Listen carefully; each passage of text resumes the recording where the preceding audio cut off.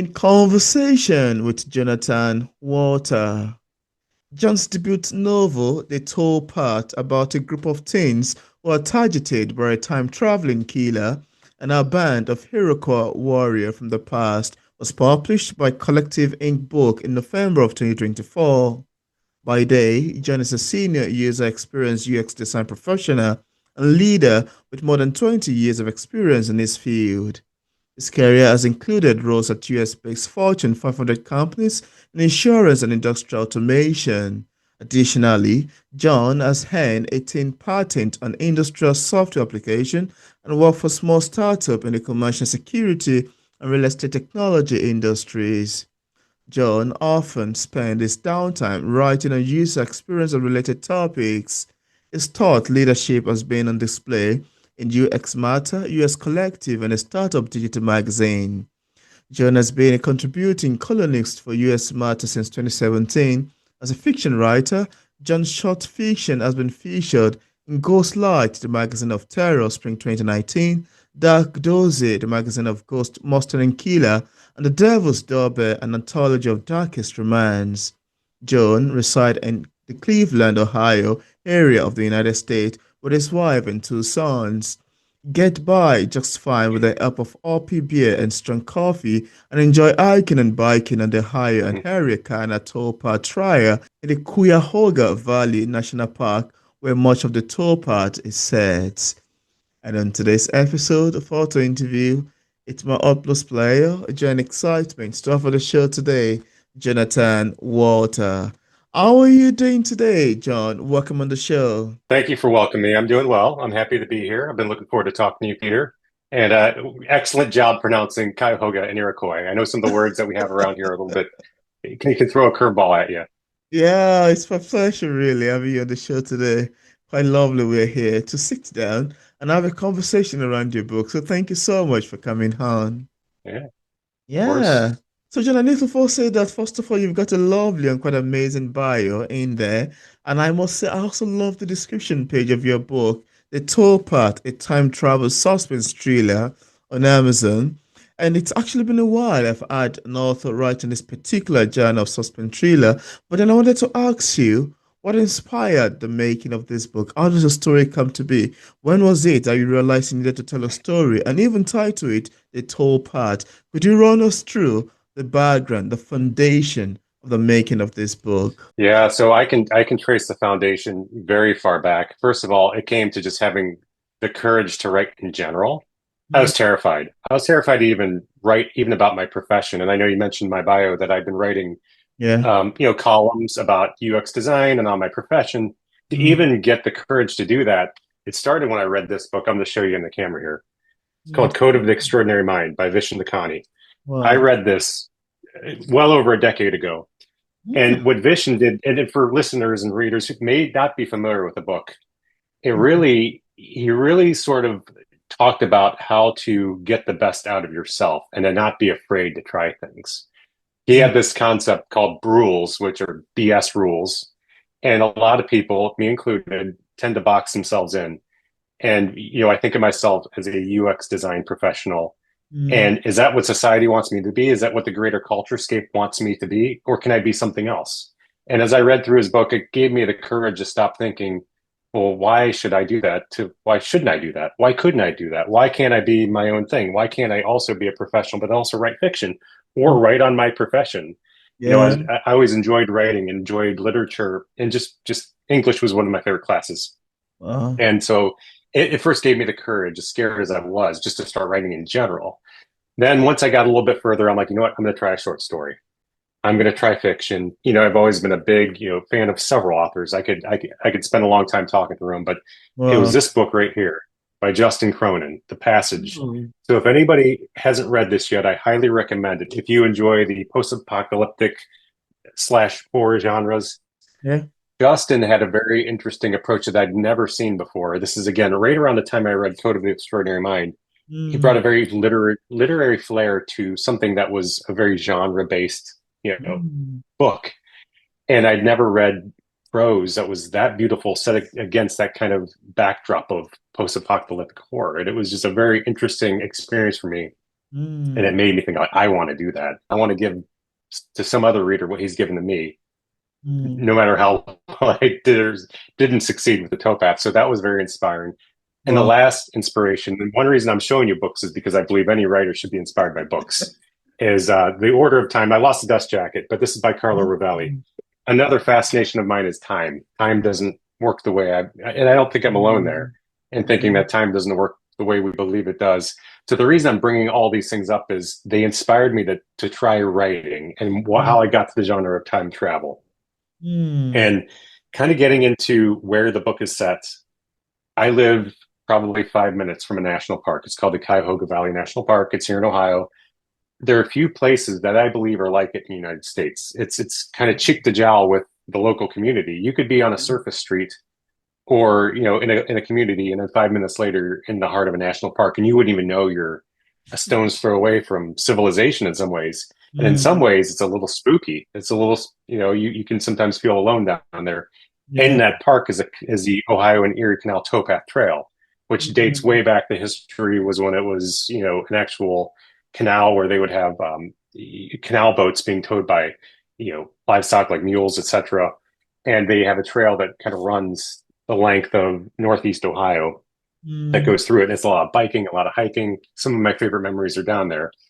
And so I'm like, you know what? If I'm going to write a book, I want it set there. And the last really big inspiration I had for why I chose a suspense thriller that's based with time travel was Yeah. my dad, once upon a time when I was about 10 years old.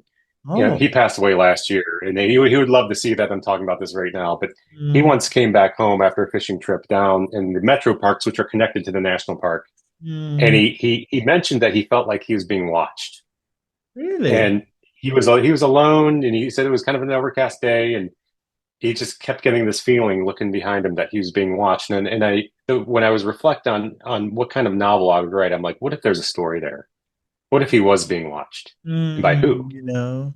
And so then that kind of planted the seed for, okay, I'm going to write something here in these parks, something Mm. that deals with time. And I've always loved fast-paced thrillers. So that's what inspired the book to begin with.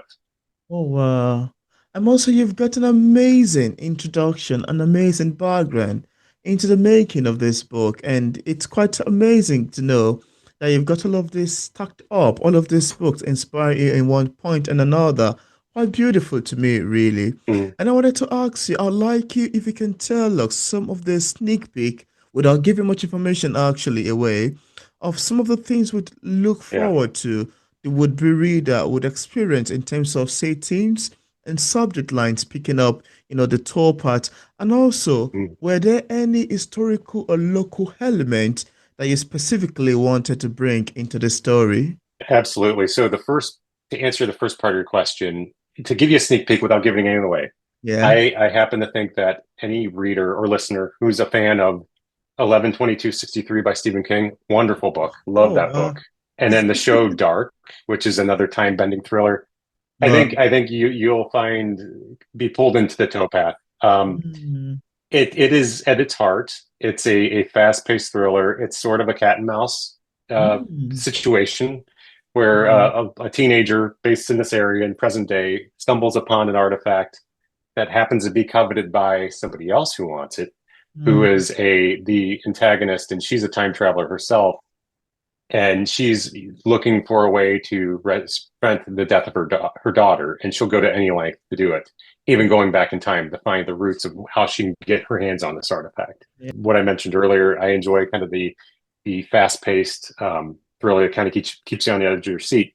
yeah. But I did also want to keep the second part of your question, honoring the history of the region and honoring the people of the past. So, you look, I'm as Anglo as you can get.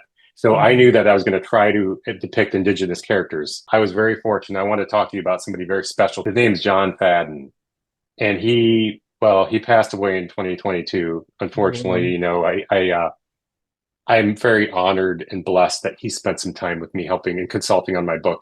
So mm, was the owner and founder of the Six Nations Iroquois Cultural Center in upstate New York, here in the United States. uh, A very decorated expert, consulted on shows like National Geographic, PBS. Anybody who's seen the show Outlander, he was a consultant on that show as well. Mm. I reached out to him and the cultural center. Just I figured maybe they'd tell me to go fly a kite, or I'd never hear back. But he responded.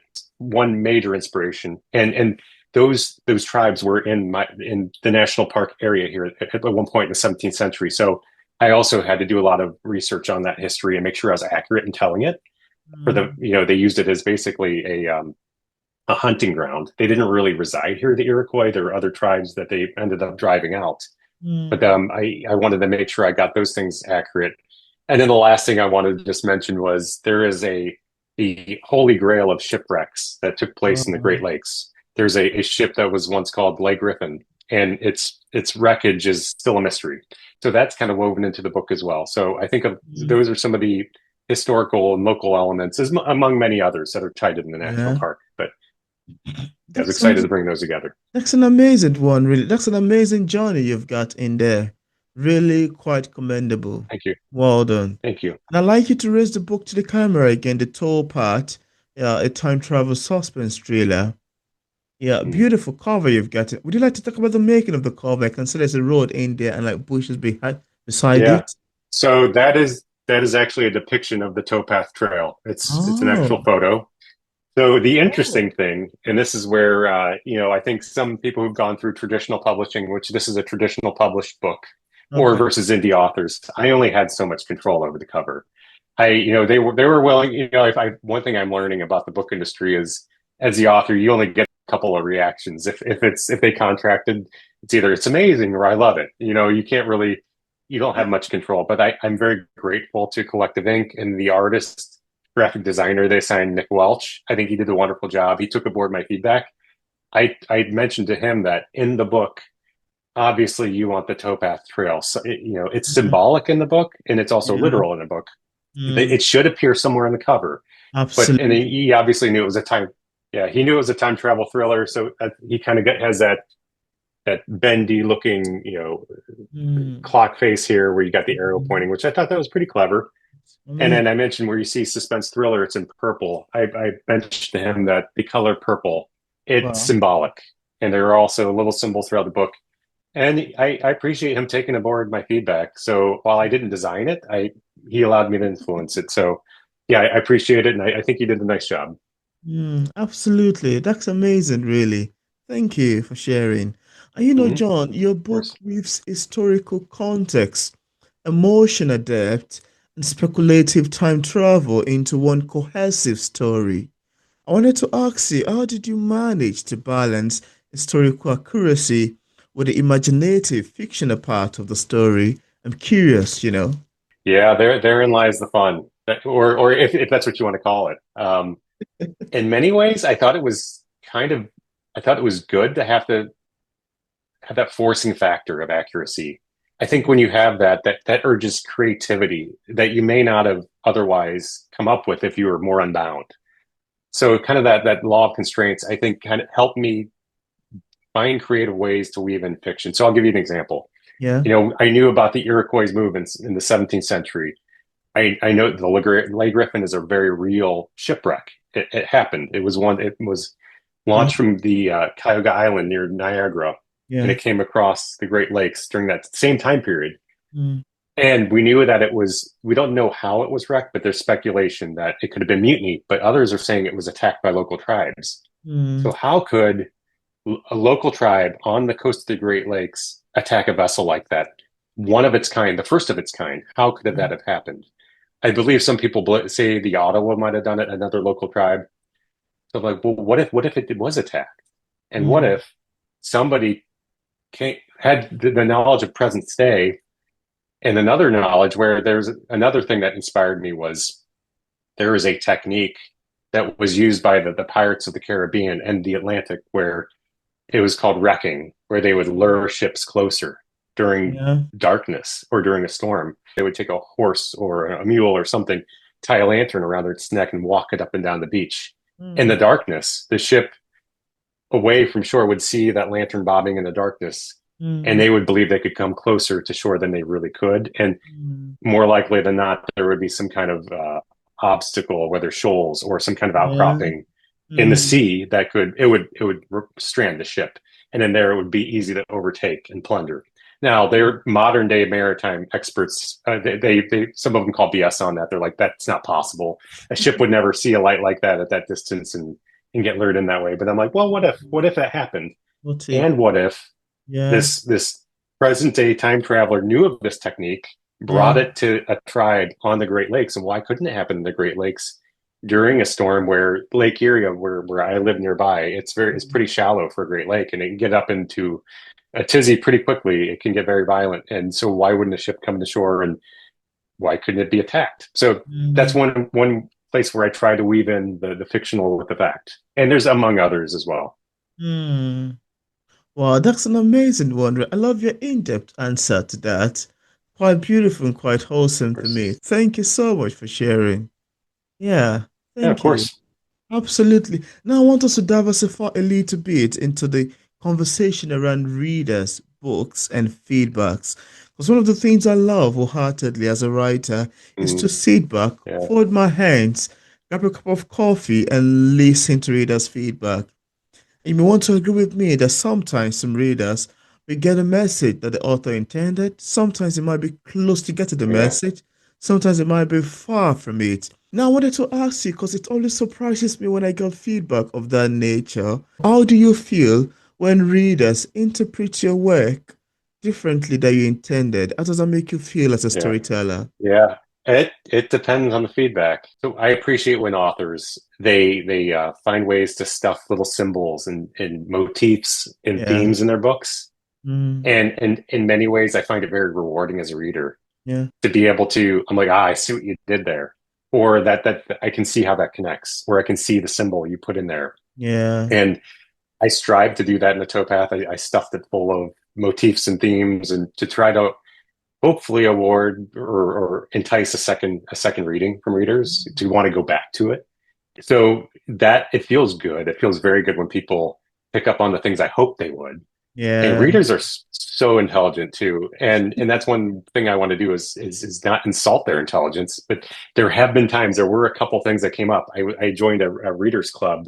I sat in on it. They did the whole their whole thing was to read my book. They're a local club, and then they met with me one night, and a couple of them came up with things that I'm like, oh wow. They're like, I did not see that coming. I won't give it away what it is, but there are a couple connections they made with Wow. literary works of the past, with the naming of characters and some things that situations are put in. Wow. And one of the readers was like, "Were you inspired by that?" And I was honest. I'm like, "No, I'm not gonna tell a lie." But she's like, "You need to Mm, take credit, take wow. credit for it." So some of the subtleties that are put in the book, yes, they are mostly picked up on. Some aren't. Mm. Some based on what I'm hearing from readers, but I've seen both. But for the most part, I enjoy it. I enjoy hearing the feedback. I think it's mostly been positive things that people either pick up on or they make connections that I never would have expected. An amazing one, really. I love your take on that. Thank you for sharing. And also, John, you've mentioned that writing the Towpath was an 8-year journey for you. What are some of the most significant challenges and reward during this process? I'm curious. First of all, it was my first novel. Yeah, 8 years. And it was the biggest challenges were just having the courage, which I finally gained, as I mentioned earlier, getting the courage to do it. Mm, And then giving myself permission to write messy. It is my first few chapters. I rewrote them and I rewrote them and I rewrote them. It felt like I was pushing a rope. Eventually, though, that was the biggest challenge with writing it. One thing that felt very rewarding about it, once I got, like, let's say, I think it was in by chapter 10, 11, that rope started to get taut and I didn't have to push so hard. Eventually, that rope started pulling me. And by like chapter 25, it was yanking me. Like I was like letting the characters are starting to decide what they were going to do. By then, I knew them. I knew Aaron inside and out, the protagonist. I knew his friends, wow. Libby and Simon, inside and out, and their motivations and what they would do in the situation. The Mm, Redeemer, the antagonist. I knew what she was going to do, and there were some things that surprised me, even as the wow. writer. And it's a wonderful feeling as a writer that your characters start to surprise you, and they do things you wouldn't Mm, expected. yeah. And in many ways, it was just this feeling I got to catch up with them, and I almost felt like I was documenting what they were going to do. Mm, And maybe other writers listening to this can relate. Maybe they've had that same feel of flow. So it was very challenging, but it became rewarding after a while. wow. The other thing that got challenging to me would be like I went through multiple rounds of beta readers, in addition to working with Mm. experts like John. But the beta readers, there was a lot of great feedback, but I couldn't use all of it.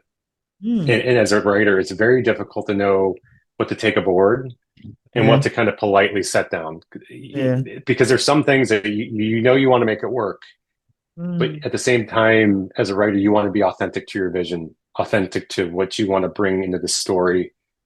And some of Mm. the feedback, it may not be useful now, but maybe for the next book, or maybe, in some other way you can leverage it. So there's some mental gymnastics that I wasn't Mm. really prepared for as a first time novelist to have to understand what to take aboard.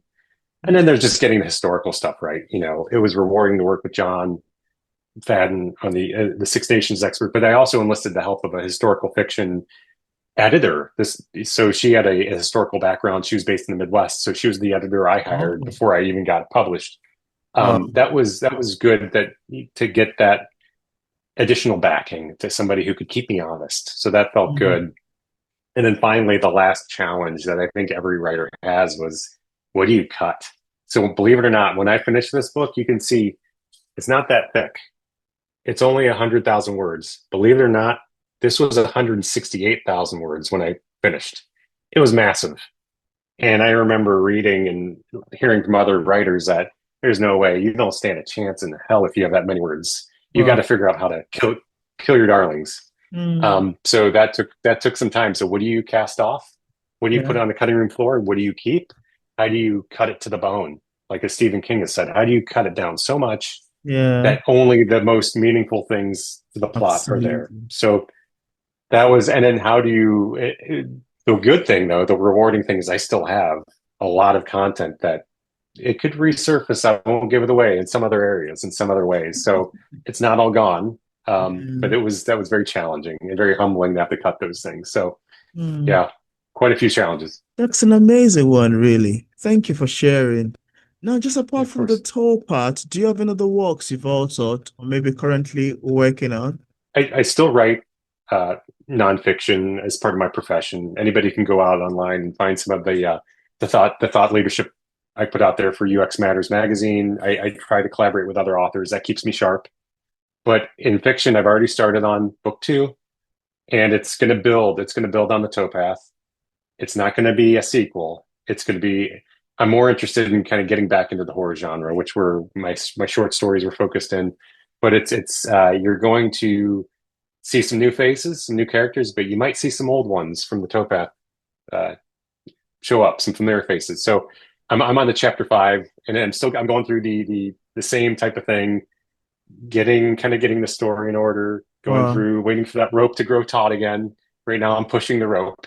It's going to take me time, and in the middle of this, I'm still doing some promotion work for the towpath, so it's hard to really dig up that time or really set it aside. But I'm working through it, and I'm looking forward to it.